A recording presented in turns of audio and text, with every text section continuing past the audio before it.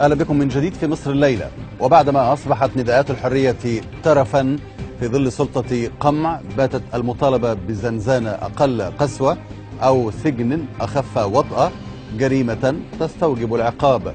وقد أصدر اليوم مركز الشهاب لحقوق الإنسان بيانا كشف فيه تعرض عشرات الأطفال المعتقلين داخل مبنى رعاية الأحداث بكوم الدكة بالإسكندرية تعرضوا للضرب المبرح، فضلا عن السباب والشتائم والتعرض أيضا لقنابل الغاز. والسبب أن هؤلاء المعتقلين الأطفال فضلوا البقاء بدار اللواء بالإسكندرية قربا من أهلهم، ورفضوا ترحيلهم إلى المؤسسة العقابية سيئة السمعة بالمرج في القاهرة بعيدا عن أهلهم.